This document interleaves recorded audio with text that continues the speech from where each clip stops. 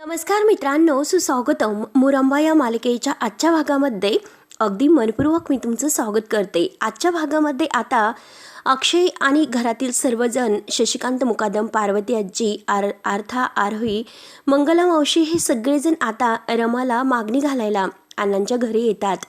तेव्हा आता अक्षय रमाला म्हणतो की हे बघ, चल आपल्या घरी रमा, आपलं घर तुझी वाट बघत आहे. तेव्हा आता रमा थोडीशी मुद्दाम अक्षयला रागवण्यासाठी म्हणते की हे बघा, ते घर माझं नाही, मी तुम्हाला कित्येक वेळेस सांगितलेलं आहे. तेव्हा आता अक्षय म्हणतो की नाही रमा, चल.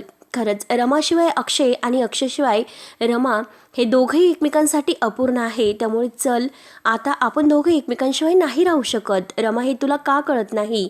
तू का असं जबरदस्तीने वागते? चल बरं आपल्या घरी, तुझ्याशिवाय ते आपलं कुटुंब अपूर्ण आहे. चल ना रमा, अगं प्लीज चल आपल्या घरी. तेव्हा आरोही हात जोडून म्हणते की प्लीज, आणि आता अर्थ म्हणते की प्लीज रमा काकू, प्लीज तू आमच्यासोबत चल ना. तेव्हा आता पार्थ सुद्धा हात जोडतो, मंगला मावशी सुद्धा. सगळेजण आता रमाला खूपच रिक्वेस्ट करतात. चक्क शशिकांत मुकादम सुद्धा हात जोडून रमाला म्हणतो की रमा चल आपल्या घरी. तेव्हा आता रमा सगळ्यांकडे बघत असते. रमाच्या मनात आपल्या सगळ्यांविषयी खूप अशी आपुलकी असते आणि स्वतःची मुलगी सुद्धा रमाला म्हणते की प्लीज चल ना आपल्या घरी चल. आणि तेवढ्यात मात्र आता अण्णाही म्हणतात की एक हात मागण्यासाठी तुम्ही आलात ना, मग 1 मिनिट बसा बरं खाली, आपण मात्र बसून बोलूयात. तेव्हा लगेच आता रमाही अण्णांना म्हणते की अण्णा, तुम्ही हे सर्व काय बोलतात, काय सुरू आहे तुमचं? त्यावर आता अण्णा म्हणतात की 1 मिनिट रमा, अगं नक्की त्यांचं म्हणणं काय आहे ते तरी आपण ऐकूयात. म्हणून आता अण्णाही त्यांना बसायला सांगतात. अहो बसा ना, आणि शांताबाईंना 2 खुर्च्या आणण्यासाठी सांगतात. तेव्हा मात्र आता रमाही अण्णांकडे बघत असते आणि अक्षयकडे. नक्की यांचं काय सुरू आहे? रमा मात्र खूप रागाने अक्षयकडे पाहत असते. दोघं आता एकमेकांकडे इतके बघतात आणि दोघं एकमेकांच्या डोळ्यात डोळे घालून बघत असतात. आणि तेवढ्यात सगळेजण आता खाली बसतात. रमा सुद्धा आता अक्षयकडे बघतच तेथे सोफ्यावर बसायला येते. अण्णा मात्र आता सगळ्यांसाठी गरम गरम चहा टाकायला सांगतात आणि चहा घेऊन यायला सांगतात. आणि अण्णा आता सगळ्यांना म्हणतात की मिस्टर मुकादम, तुम्ही आता आलात आहात तर बोलूयात सगळ्यांशी. आणि हे बघा, आमच्या रमाविषयी म्हणजे लग्नाची बोलणी तुम्हाला करायची आहे ना, चला करूयात. तेव्हा आता अक्षय रमाकडे बघत असतो तर मंगला मावशी म्हणते की लग्न तर एकदम असं थाटामाटात व्हायला पाहिजे, एकदम असं शाही पद्धतीने. तेव्हा आरोही खुश होत म्हणते की मी तर आई आणि बाबाच्या लग्नात नाचणार आहे. तेव्हा आता अक्षय हा इतक्या नाराज म्हणजे रमाकडे बघत असतो, कारण आपली मुलगी किती अगदी विनवण्या करते. आरोहीचा तो आनंद बघून सगळ्यांना हसू येतं. तर मंगला मावशी त्यावर म्हणते अक्षय आणि रमा ह्या दोघांच्या लग्नामध्ये किलबिल परिवार म्हणून ह्या मुलांची नावं टाका. तेव्हा आता सगळीजण मुलं अगदी आनंदाने ओरडतात आणि हो चालेल चालेल, सगळ्यांना इतका आनंद होतो. तेव्हा आता शशिकांत म्हणतो की लग्न हे पुण्यातच करायचं. तेव्हा पार्वती आजी म्हणते की अरे पण त्यांचे 5 गणितील पाहुणे हे पुण्याला यायला हवेत. त्यावर आता शशिकांत म्हणतो की 5 गणितच ठेवूयात. तर सगळेजण चालेल चालेल असं म्हणतात. त्यावर आता अण्णा हसतात आणि म्हणतात की हे 1 मिनिट, आता झालं ना सगळ्यांचं बोलून, आणि मला सुद्धा हे सर्व आवडले बरं का तुमचे. आणि कसं आहे, स्वप्न तर हे बघितलेच पाहिजे, पण आपण बघितलेले स्वप्न हे प्रत्यक्षात उतरू शकतात का, त्याची खातर जमा करायला नको का? तेव्हा आता सगळेजण नाराज होतात. तेव्हा आता रमा ही अक्षयकडे पाहते. अण्णा लगेच आता म्हणतात की मिस्टर मुकादम, माझी रमा ही माझी उत्तराधिकारी आहे. माझं साम्राज्य, माझा व्यवसाय आणि माझी प्रॉपर्टी सगळं काही माझ्यानंतर तिचंच असणार आहे. तुमच्या अक्षयकडे असं काय आहे, कारण त्याचा पगार किती आहे? हे ऐकल्यानंतर आता सगळ्यांना एक प्रकारचा धक्का तर बसतो आणि रमाला तर वाईट वाटत असतं, कारण आता अक्षयचा खूप अपमान होईल असे अण्णा काहीतरी बोलतील याची भीती रमाला आता वाटत असते. तेव्हा आता शशिकांत म्हणतो की हे बघा अण्णासाहेब, आमच्याकडे पैशाची श्रीमंती कदाचित नसेल, परंतु आमच्याकडे मनाची श्रीमंती खूप आहे आणि प्रेमाची श्रीमंती आहे. आणि हे बघा, अक्षय आणि रमाचं जे नातं आहे तर ते या प्रॉपर्टीपेक्षा सुद्धा खूप मोठं आहे. आता हे ऐकल्यानंतर अण्णा म्हणतात. तेव्हा आता पार्वती आजी म्हणते की हे बघा, जेव्हा आम्ही पैशाने श्रीमंत होतो तेव्हा मात्र रमाला आम्ही कधीही प्रेम दिलं नाही, परंतु आता आम्हाला असं वाटतं की जेव्हा आम्हाला आमच्याकडे पैसे नाहीत, खरंच आम्हाला रमाची किंमत समजली आणि रमा ही आमच्यासाठीच आहे. आम्हाला तिला प्रेम द्यायचं आहे, त्यासाठी प्लीज आमच्या रमाला आमच्याकडे द्या. तेव्हा अण्णा म्हणतात की चहा घ्या लवकर. आणि हे बघा, आत्ताच मात्र तुम्ही म्हणालात जेव्हा आम्ही श्रीमंत होतो मला आम्ही सुख नाही दिलं म्हणून. आणि हे बघा, तोच तर एक मोठा पॉइंट आहे. म्हणजे हे बघा बरं, म्हणजे आता हेच बघा की हा चहा बनण्यासाठी साखर, दूध, चहा पावडर, ती गॅस सुद्धा, आणि त्यासाठी सुद्धा पैसे लागतातच. ते सर्व मी खर्च केलेत म्हणूनच हा चहा तयार झाला. तर पार्वती आजी रमाकडे बघत असते. त्यांना आता पुढे म्हणतात की जर रिकामे कप मी तुमच्या पुढे समोर ठेवून म्हटलं असतं की चहा घ्या आणि अगदी भावूक होऊन तो चहा तुम्ही प्याला असतात का? आणि सांगा काय झालं असतं जर तसं झालं असतं तर? रमाच्या डोळ्यात आता पाणी येत असतं, ती रडत असते कारण तिला आता सगळ्यांचा कुणाचाच अपमान करायचा नसतो. बरं अण्णा पुढे म्हणतात की हे बघा मिस्टर मुकादम, माझं म्हणणं फक्त इतकंच आहे की जो काही तुम्ही पुढचा निर्णय घेतलेला आहे आणि पुढचा विचार करता तो सगळा काही अगदी तुम्ही भावूक होऊन करता. आणि हे बघा मी प्रॅक्टिकली विचार करतोय आणि हे बघा मनाची श्रीमंती वगैरे सर्व ठीक आहे, पण हे बघा त्याने पोट नाही भरत आणि घर सुद्धा नाही चालत हे लक्षात घ्या. आणि हे बघा मला सांगा माझ्या रमाला सुखी ठेवण्यासाठी आणि तिच्या ह्या प्रॉपर्टीच्या आणि साम्राज्याच्या तुलनेत मात्र तुमच्या अक्षयचं मात्र काय असं योगदान असणार आहे? किंवा आता शशिकांत म्हणतो की अण्णासाहेब हे बघा तुम्ही भलताच विचार करतात कारण आमचा अक्षय तिला सन्मान देईल. किंवा अण्णा हसतात आणि म्हणतात की कुठे कुठे सन्मान देईल तो? त्याला अक्षयचं स्वतःचं घर तरी आहे का सन्मान वगैरे देण्यासाठी? तेव्हा आता अक्षय रमाकडे बघतो आणि रमा मात्र अगदी डोळे भरून अक्षयकडे पाहत असते, तिच्या डोळ्यातून अश्रू येत असतात. तेव्हा आता अण्णा पुढे म्हणतात की हे बघा मला पैसा हा विषय महत्वाचा नाही आणि तो मध्ये सुद्धा आणायचा नाही, परंतु हे बघा माझ्या मुलीला सुखात ठेवण्यासाठी एक बेसिक आर्थिक असं स्थैर्य प्रकृत असायला पाहिजे की नकोय, आणि ते सगळं अक्षयकडे नाही. तेव्हा अक्षय अगदी वाईट वाटून खाली पाहत असतो. तेव्हा आता लगेच शशिकांत सुद्धा खाली मान घालून बघत असतो. सर्वांना खूप असं वाईट वाटतं. अण्णा पुढे म्हणतात की हे बघा मिस्टर शशिकांत मुकादम, जर तुम्हाला अशी मुलगी असती आणि तुम्ही तुमच्या मुलीचा तिचा हात दिला असता का अशा मुलाच्या हातामध्ये? किंवा आता रमाला हे सर्व सहन होत नाही. रमाला आता सगळ्या आपल्या मुकादम फॅमिलीचा अपमान होतोय, अक्षयचा अपमान होतोय, हे सहन होत नाही. म्हणून रमा आता अण्णांना म्हणते की अण्णा बाद झालं, कारण अक्षय हे कर्तृत्ववान होते हे मात्र त्यांनी अगदी अगोदर सिद्ध केलेलं आहे. खरंच ते कर्तृत्ववान होतेच. आरोहीला मात्र ह्या अण्णाचा खूपच राग येतो. ती तसा चेहरा करून अण्णाकडे बघत असते. तेव्हा रमा म्हणते की हे बघा त्यांच्यावर तशी परिस्थिती ओढावली म्हणून हे सगळं काही बोलून त्यांचा अपमान करण्याची काही गरज नाही. तेव्हा आता अण्णा लगेच म्हणतात की हे मुकादम साहेब सॉरी, खरंच हे बघा परंतु जे काही सत्य आहे रियालिटी आहे ते चेक करायला पाहिजे की नकोय? आणि हे बघा मिस्टर मुकादम तुम्ही साईला भेटला आहात का असे आता अण्णा विचारतात. तेव्हा आता शशिकांत म्हणतो की नाही पण त्याने. तेव्हा अण्णा म्हणतात की हो खरंच तुम्ही एकदा साईला भेटा म्हणजे तुम्हाला कळेल, एकदा तुम्ही भेटाच म्हणजे तुम्हाला नक्की कळेलच. आता अक्षय आणि साई या दोघांमध्ये माझ्या रमासाठी सगळ्यात बेटर कोण आहे ते? आरोहीला राग येत असतो. आता मंगला मावशी तिला अगदी शांत राहायला सांगते. अण्णा उठून उभे राहतात आणि सगळेजण उठून उभे राहतात, परंतु अक्षय अगदी शांत बसलेला असतो. अण्णा आता सगळ्यांसमोर हात जोडून म्हणतात की मुकादम साहेब या आता तुम्ही, कारण हे बघा माझा निर्णय ऑलरेडी झालेला आहे. तेव्हा आता अक्षयला थोडासा रागच येतो. अक्षय लगेच उठून उभा राहतो आणि म्हणतो की अण्णा साहेब हे बघा मगासपासून तुमचं जे काही पैसा सुरू आहे ना, सगळं काही पैसा वैभव ऐश्वर्य हे सगळं काही आम्ही अनुभवलेलं आहे. ते पण सगळ्यात अगोदर शशिकांत मुकादम आणि पार्वती मुकादम आणि आम्ही तिघेही मुकादम इंडस्ट्रीचे मालक आहोत. तेव्हा आरोही अगदी खुणावून म्हणजे चेहऱ्यावर म्हणते की हो बघत राहा. तेव्हा आता अण्णा हे सर्व ऐकल्यानंतर लगेच अक्षयला म्हणतात की होतात तुम्ही त्या कंपनीचे मालक तुम्ही होतात, परंतु आता मात्र तुम्ही मालक नाही आहात. आणि हे बघा अक्षय मुकादम कसं आहे, मला माझ्या रमासाठी मात्र होते ह्या कॅटेगरीतील कोणीही नकोय आहे किंवा असणार आहे असं काहीतरी मला असायला हवं, या कॅटेगरीतील हवं आहे. तेव्हा आता अक्षयला आणखीनच राग येत असतो आणि आता अण्णा म्हणतात की ठीक आहे धन्यवाद, आता येऊ शकतात तुम्ही. अक्षय हात जोडून म्हणतात.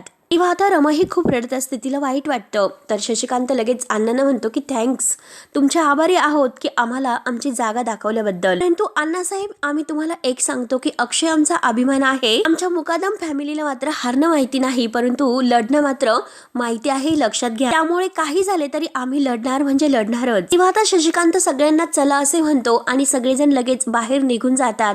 परंतु आरोही लगेच आता रमाला घट्ट अशी मिठी मारते आणि खूप रडत असते. आता रमा सुद्धा खूप रडते. आरोही आपल्या आईला घट्ट मिठी मारते.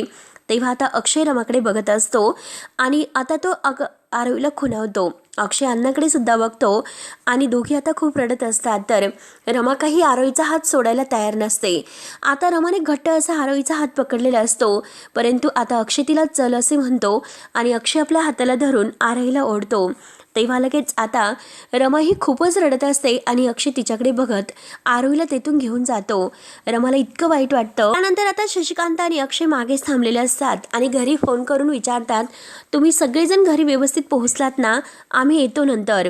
तुम्ही काही काळजी करू नका आणि चला बाय करून तो आता फोन ठेवतो. अक्षय अगदी नाराज होऊन बसलेला असतो. तेव्हा आता टपरीवर मात्र आता शशिकांत चहा घेतो. एक चहा विदाऊट शुगरचा मागतो. पण अक्षयच्या डोक्यात मात्र तेच विचार असतात अण्णांचे. अण्णा जे काही बोललेले आहे तर तेच. तेव्हा आता अण्णा म्हणलेले असतात की साईला एकदा भेटलात का? साई आणि रमा म्हणजे ते साई अक्षय या दोघांमध्ये बेटर नक्की कोण आहे? एकदा साईला भेटल्यानंतर तुम्हाला हे सगळं काही समजेल. या सगळ्याचाच तो आता विचार करत असतो. त्यानंतर मात्र आता आठवून अक्षयच्या डोळ्यात खूप पाणी असतं. तो डोळ्यातील पाणी पुसत असतो. तेव्हा शशिकांत त्याला म्हणतो की अक्षय, अरे बछड्या काय झालं, तू कशाला रडतोस? तेव्हा आता अक्षय म्हणतो की काही नाही आणि आय एम रिअली सॉरी की माझ्यामुळे आपला आणि आपल्या कुटुंबाचा खूपच अपमान झालेला आहे. आणि ते अण्णा मात्र बरोबर म्हणत होते कारण माझी लायकी नाहीच, खरंच मी नाहीच रमाच्या लायकीचा. त्यावर आता शशिकांत म्हणतो की अक्षय अरे नाही, तू असं का विचार करतो? असं काही नाही आणि तू काय वेड्यासारखं बोलतोस रे? हे असलं मला अजिबात ऐकून घ्यायचं नाही आणि हे पग तू बोलायचं सुद्धा नाही. आणि हे पग रमाला जर परत आणायचं असेल तर हे सर्व सहन करण्याची तयारी ठेव. आणि हे पग आपल्याकडे सुद्धा एकेकाळी पैसा होता, सगळं काही होतं. आणि हे पग मात्र हे सर्व रमाने नाही तर त्या अण्णांनी केलेलं आहे. रमाने आपला अपमान नाही केलेला, अण्णाने केलेला आहे, लक्षात घे. आता अक्षय स्वतःला समजावतो आणि म्हणतो की हे बघा शशिकांत मुकादम, सगळं संपलेलं आहे, आता काही होऊ शकत नाही. बघा ना, त्या अण्णांनी आता मात्र माझी तुलना साईशी केलेली आहे. हे सगळं बरोबर आहे कारण आता साईकडे सर्व काही आहे, परंतु माझ्याकडे काय आहे असं? तेव्हा शशिकांत म्हणतो की हे बघ अक्षय, आपण हार मानायची नाही. त्यांनी कितीही तुझी तुलना आहे तर ती कुणाशी सुद्धा करून दे, मला त्याचा काही फरक नाही पडत. अरे मला माहिती आहे की माझा मुलगा कसा आहे, अगदी नंबर 1 आहे माझा मुलगा, अगदी हुशार आहे, तो कर्तृत्ववान आहे, त्याची तुलना कुणाशीच होऊ शकत नाही. आता शशिकांत म्हणतो परत, हे बघ एखादी आई मात्र आपल्या मुलाचं कौतुक कितीही तो कसला असला तरी सुद्धा कसं करते आणि त्याला बाबू, सोन्या असं लाडाने हाक मारते. परंतु हे बघ बापाचं लक्षात घे, कारण बाप मात्र तेव्हाच आपल्या मुलाचं कौतुक करतो जेव्हा तो मात्र त्या लायकीचा असतो. आज मात्र आता एक बाप आपल्या मुलाला सर्टिफिकेट देत आहे की माझा मुलगा खरंच चांगला आहे, तो नंबर 1 आहे, त्याची तुलना कुणाशीच होऊ शकत नाही. आणि तेवढ्यात मात्र आता लगेच ते चहावाला म्हणतो की साहेब चहा घ्या. तेव्हा शशिकांत आता चहा घेऊन अक्षयला चहा देतो. तेव्हा आता शशिकांतला वाईट वाटत असतं. शशिकांत आता म्हणतो की खरंच आपलं एक बाप मुलाचं नातं अगदी अबोलेतच राहून गेलं. एकमेकांविषयी किती वर्ष आपल्या मनात राग होता, आपण एकमेकांशी बोलत नव्हतो. परंतु एक गोष्ट मात्र लक्षात घे, आपलं जे काही नातं हरवलेलं होतं, हे हरवलेले जे काही क्षण आहे ते रमाला आणण्याच्या निमित्ताने तरी सगळं काही परत जगून घेणार आहे. शशिकांतच्या डोळ्यात पाणी असतं. त्याला खूप पश्चातापाची भावना त्याच्या मनात असते आणि अक्षय आता पूर्णपणे खूप नाराज असतो. त्याचा चेहरा पूर्णपणे पडलेला असतो आणि तो आता अक्षयला ताकद देतो. अक्षयला म्हणतो की हे बघ, आपल्याला हरायचं नाही आणि रडायचं नाही, लढायचं आहे, आपल्याला लढायचं. आणि हे बघ लढणं आहे तर ते आपल्या रक्तात आहे. आणि हे बघ आपण मात्र हार मानायची नाही. काही झालं तरी रमाला परत घेऊन यायचं म्हणजे यायचंच. ती आहे ना तुझ्या सोबत, तुझ्या बरोबर, तू कशाला काळजी करतोस बरं? आणि हे बघ शून्यातून मात्र विश्व निर्माण करणं हे आपल्या खानदानाला माहिती आहे. त्यामुळे डोंट वरी, आपण गरीब झालो पण भिकारी नाही, हे लक्षात घे. अरे आपण लढायचं, शून्यातून विश्व निर्माण करणारं आपलं खानदान आहे, हे लक्षात ठेव तू. तेव्हा आता अक्षय म्हणतो की काही होणार नाही, कोणी काहीच करू शकणार नाही आता, हे लक्षात घ्या तुम्ही सुद्धा. आता शशिकांत म्हणतो की नाही अक्षय, अरे आता तू रिलॅक्स राहा, मी आलो, मी आहे ना तुझ्या पाठीशी, तू काही काळजी करू नकोस. आणि हे बघ मी आलो म्हणजे काहीतरी विचार करूनच आलो आहे. आणि हे बघ आपल्याला खूप कामं करायची आहेत, रमाला परत आणायचं आहे आणि आपल्या सीमाला सुद्धा परत आणायचं आहे. सीमाला पूर्वीसारखं बरं करायचं आहे. तिच्या समोर अगदी हात जोडून मला माफी मागायची आहे, खूप कामं मला करायची आहेत. म्हणून शशिकांत आता हे सर्व सांगत असताना अक्षयला आधार सुद्धा देतो आणि डोळ्यात पाणी सुद्धा येते, रडत असतो. तेव्हा आता अक्षय आज चक्क इतक्या वर्षातून, इतक्या दिवसातून आता बाबांना बाबा म्हणलेला असतो, थँक्यू बाबा. तेव्हा आता शशिकांतला इतकं छान वाटतं, त्याच्या डोळ्यामध्ये अगदी आणखीनच पाणी येते. तो अगदी डोळे भरून आपल्या मुलाकडे बघत असतो आणि कित्येक दिवसापासून आता अक्षय आपल्याला बाबा म्हटला याचा आनंद सुद्धा आता शशिकांतला झालेला असतो. अक्षय आता पुढे म्हणतो की आतापर्यंत मी तुम्हाला शशिकांत मुकादम असे म्हणत आलो, माझ्या नावातून सुद्धा मी तुमचं नाव काढून टाकलं होतं, पण कधीही मला माझ्या नावामध्ये बाप हा दिसतच नव्हता. परंतु आता मात्र तुम्ही हे जे काही बोलता त्यावरून हे सर्व खरं आहे असं वाटतं. आणि खरंच थँक्यू की तुम्हाला या सर्वाची आज जाणीव झाली आणि खरंच आज मी तुमची माफी मागतो. आय एम रिअली सॉरी, आजपर्यंत मी तुमच्याशी जे काही वागलो, जे काही बोललो त्यासाठी. तेव्हा आता शशिकांत म्हणतो की अरे वेड्या, अरे तू तू मला रडवतोस का आज? हे बघ अक्षय, सगळी काही चूक माझी होती, आता मात्र यापुढे चूक नाही होणार हे लक्षात घे. किती काही झाले तरी आपल्या रमाला परत घेऊन यायचं, तिला आणायचंच परत आपल्या घरी. तेव्हा अक्षय म्हणतो की ठीक आहे, परंतु काही चुकीची पाऊल मात्र उचलू नका. तेव्हा शशिकांत म्हणतो की नाही, अरे मी लहान आहे का आता, चुकीचं कशाला वागल बरं, मला सुद्धा आता सर्व काही कळतं. रमाला परत आणण्यासाठी मात्र आता मी इकडचं जग तिकडं करेल. अक्षयला मात्र घरी जायला सांगतात. तेव्हा आता अक्षय म्हणतो की मी घरी जातो आणि तुम्ही कुठे जाणार आहात? तेव्हा आता शशिकांत म्हणतो की अरे मी येतो थोड्या वेळच्याने, कारण जरा पाचगणित आलो, मोकळ्या हवेमध्ये आता जरा फिरतो आणि जरा शांत विचार करेल आणि जरा बरं वाटेल. आणि हे पण लक्षात घे, मी काही असं वेडेवाकडं पाऊल नाही उचलणार. तेव्हा आता अक्षय म्हणतो की हो, लवकरात लवकर घरी या आणि आपल्याच घरी या.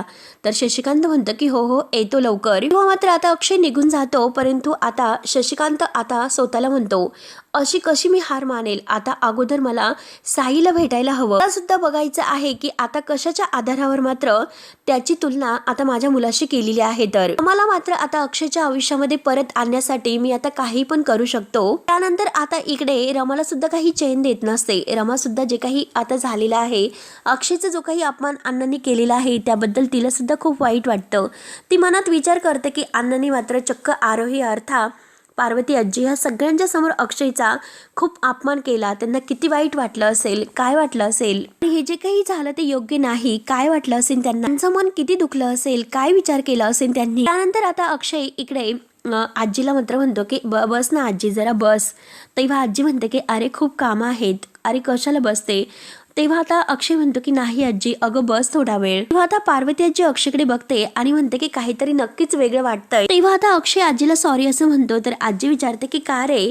तेव्हा अक्षय सांगतो की रमाच्या घरी जे काही झालं त्याबद्दल. ते बघ अगं, तुझा माझा आपल्या सगळ्यांचाच तेथे खूप मोठा अपमान झालेला आहे, परंतु तो अपमान आपल्या रमाने नाही केला, तर तो अपमान आपला त्या अण्णांनी केलेला आहे. आणि रमासाठी सुद्धा हे खरंच खूप एक अवघड आहे. रमासाठी सुद्धा हे खूपच अवघड आहे. खूप अशी विचित्र परिस्थिती तिच्यावर ओढवलेली आहे. तेव्हा पार्वती आजी म्हणते की हो ना, अरे मग आता तू का सॉरी म्हणतोस आणि तू का माफी मागतोस रे अक्षय. रमा माफी मागेल कारण ते तिचं घर होतं. तेव्हा आता अक्षय म्हणतो की हे बघ आजी, ती मला सॉरी का म्हणेल. तेव्हा आता आजी म्हणते की हे बघ सांगते, मी तुला सांगते, कारण ती माझी नातसून आहे आणि मी सुद्धा तिला खूप ओळखते आणि आता मात्र तिचं प्रेम इतकं आहे की माझ्यापेक्षा जास्त सीमावर आहे. नक्की मात्र फोन करेल, हे बघतच राहतो. तर अक्षयचा चेहरा लगेच खलतो. तर इकडे रमाचा तोच विचार आता सुरू असतो की काय करू, त्यांचा इतका अपमान झाला, मग मी त्यांना फोन करू का, त्यांना सॉरी म्हणू का, त्यांची माफी मागू का. पण जर त्यांनी चुकीचा अर्थ घेतला तर काय करायचा. आणि तेवढ्यात मात्र रमाचा फोन येतो. आता रमाचा फोन आल्यानंतर अक्षय बघतो आणि त्याचा चेहरा खुलतो. पार्वती आजी म्हणते की बघ, मी तुला म्हटले होते की नाही, आणि चल बरं आता फोन उचल आणि मला ऐकव. तेव्हा आता अक्षय फोन स्पीकरवर टाकतो आणि हॅलो असं म्हणतो.